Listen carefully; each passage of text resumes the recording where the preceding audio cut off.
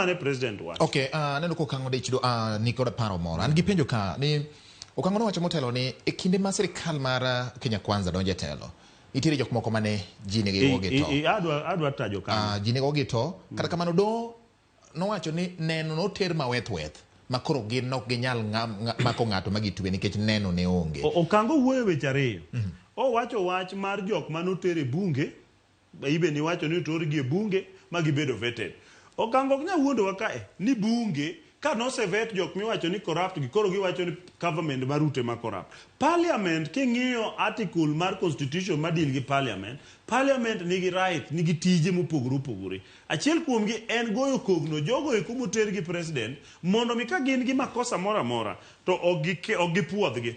Buge marwa kata ni pingo kata ni yiego buge no approve ministers gi te kendo no tergi ma president no sai koki ni magi ministers. Koro bunge marwa kata in mana ja Azimio kata in ja Kenya Kwanza negi yie kanyakla ni jok magi wacho ni corrupt gi nitie. Mar ariyo,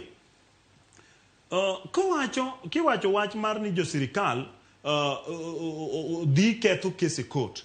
Wan gi bad king'iyo sirikal katiba ma Kenya ma wan go sani opogo telo into gitienje moa malo ka dhi piny moluongo ni vertical distribution of power ma en national government to gi county government.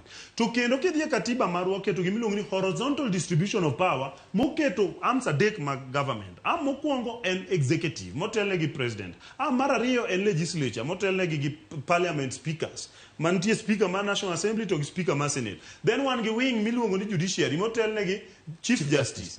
Iyudo ni wing gi te kanitie case mora ma odonjnego ng'ato mar kuo to department matimo investigation miluongo DPP ema dhi timo investigation to tero neno makare minyalo donjnego ng'ato ni en ng'at man gi mibadhi. To ka neno ni noko time yo makare koro yudo ni court ka gik to nitie kitimo crime joma timo nonro mar kosa nigi weche ariyo. Nitie nyaka tim mar makosa to kendo pachi nyaka nyis ni tim mar makosa no ni dwa time miluongo ni actors rules to gi mens rea. Koro ka okinyal dhi e court gi paro mi prove mi chun mi nyis niya ni jogi no koso to kendo ma gima nyiso no koso onge kaka court nyalo tweyo jogi.